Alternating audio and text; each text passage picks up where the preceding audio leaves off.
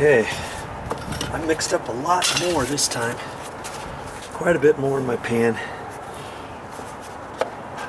I'm hoping I can get it all out before it gets too dry.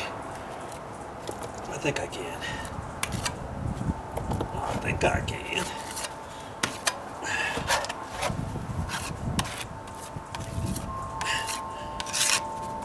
Get some more on that.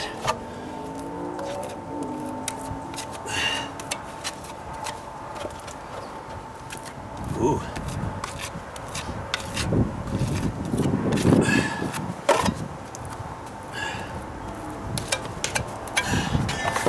I gotta work kind of fast here.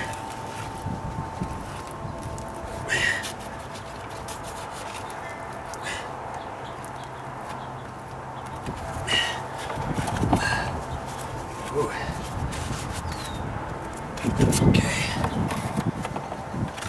Now the pressure's on. Pressure's on, all right.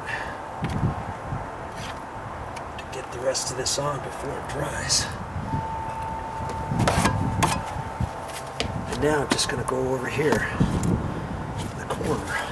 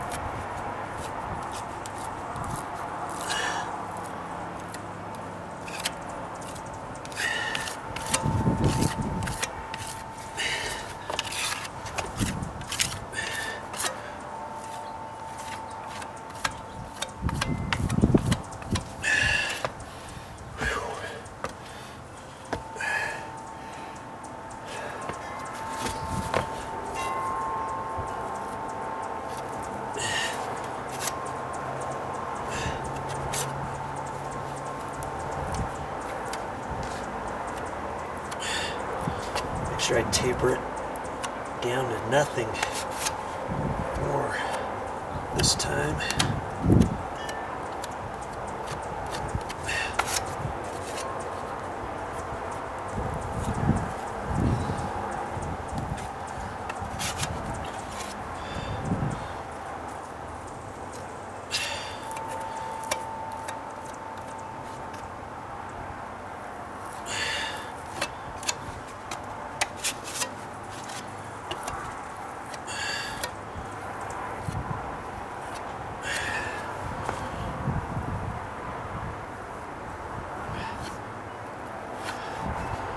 So when I do that, I'm putting more pressure on the right end over here than I am at the top. I kind of lift the top up a little bit. Keep the pressure down to the left, down towards the end of the step, and let the top kind of float.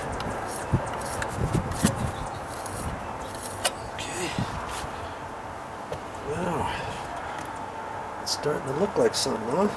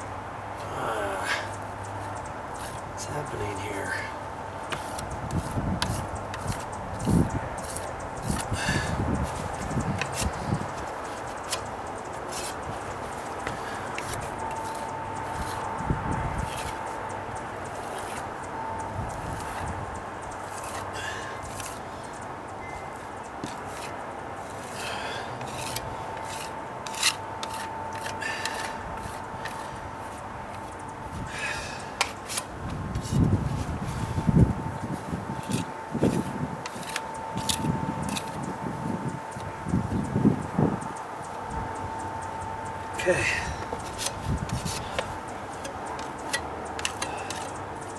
So far, so good.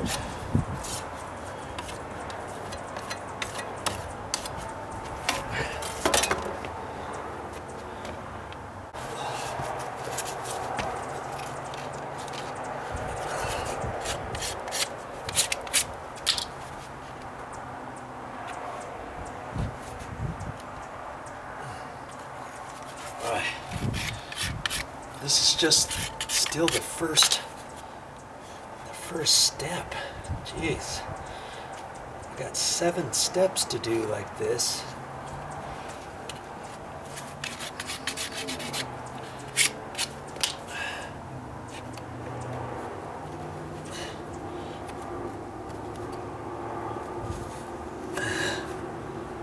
Might have waited a little bit too long to pull these out. They're coming.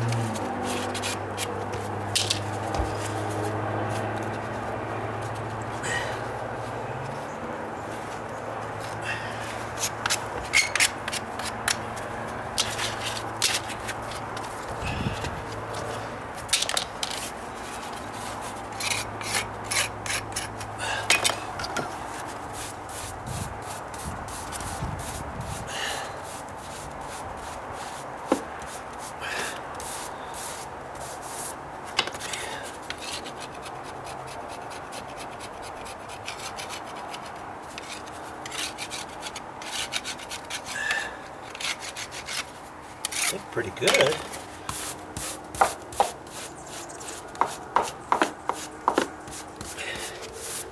Okay, just getting ready to mix up some more.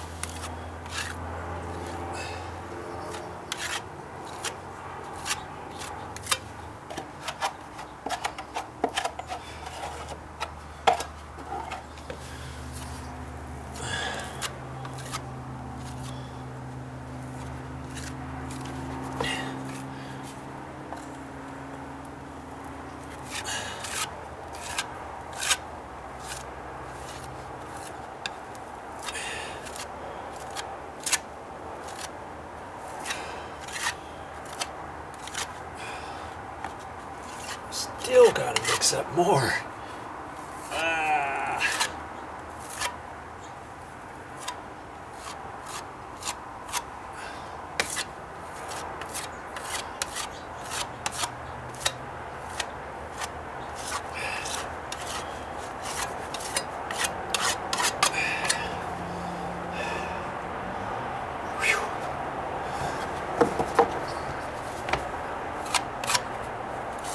It's getting there.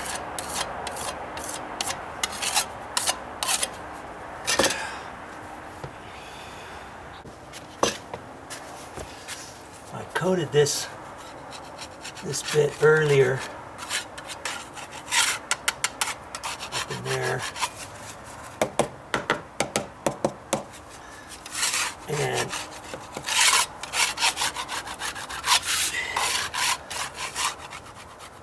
obviously I need more. I need more up in there. If I follow this up, if I follow this straight up, I can see that top edge. I need more, so once I put it in there, I'll keep my finger pressure over here on the right, like that, because this flexes just a little bit.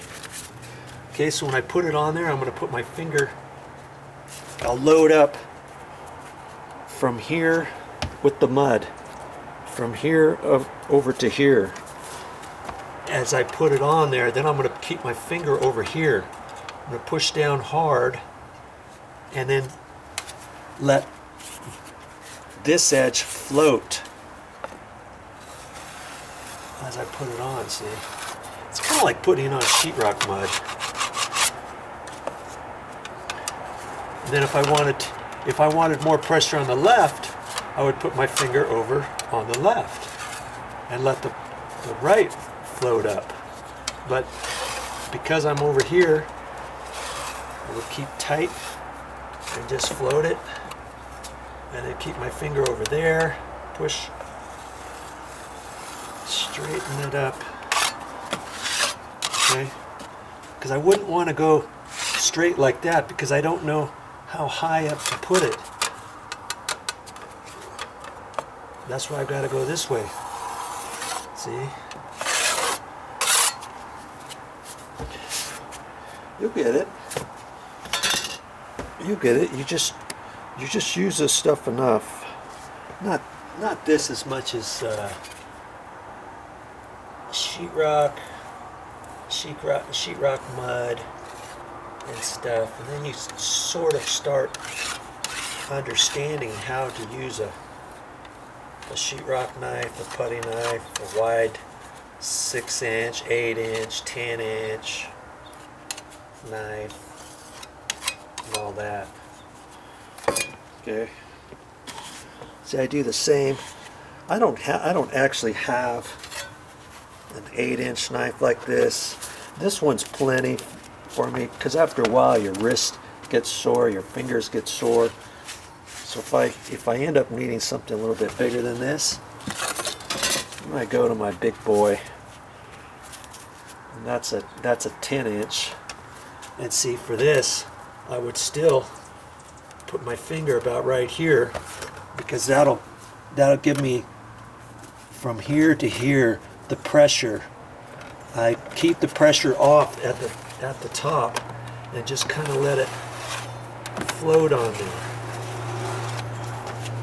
And that's just how you do it. See the flex on here?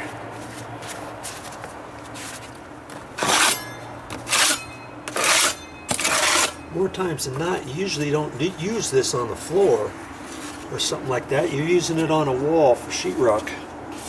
But in this case,